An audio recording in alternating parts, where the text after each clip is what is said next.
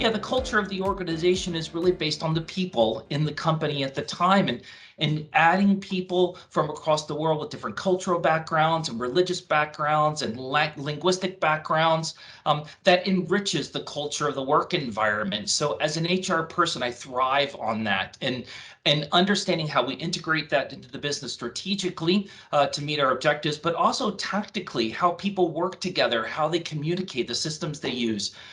It is very interesting in a global environment as the organization grows to manage these not problems, but these things that we encounter as human beings, how we manage through them and get the business to grow.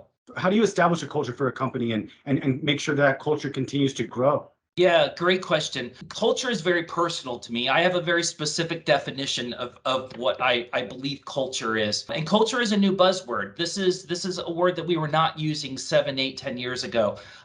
This is really what differentiates you in the marketplace now. It's no longer compensation and benefits and great recruitment efforts. People stay in roles when they're emotionally attached to the brand, when they're emotionally attached to the people they work with, and feel that the culture of the organization is thriving. I believe culture is defined as the ways in which employees create, collaborate, and innovate to solve problems and produce business outcomes. So it's a very specific definition.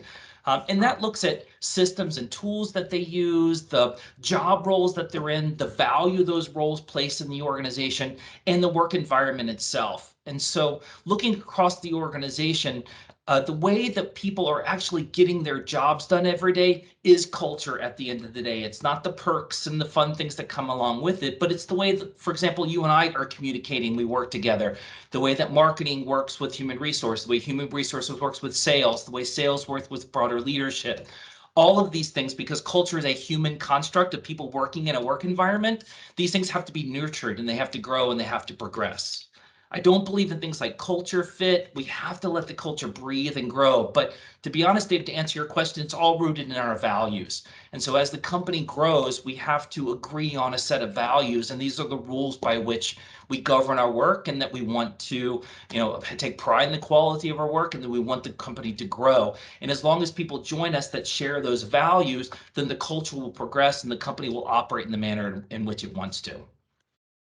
Yeah, that's awesome. So the culture will kind of be shaped by the people that work there, really.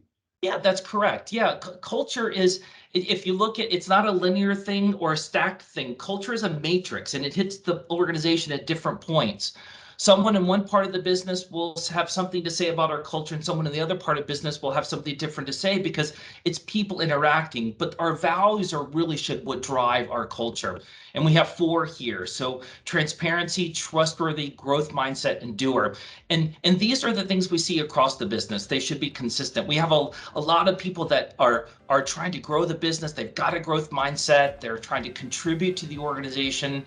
We are trustworthy in the way that we operate. We're transparent in the way that we communicate. And as long as these core values are driving culture, then people are picking up those values and they're carrying it through their everyday work. Awesome. Yeah, that's amazing.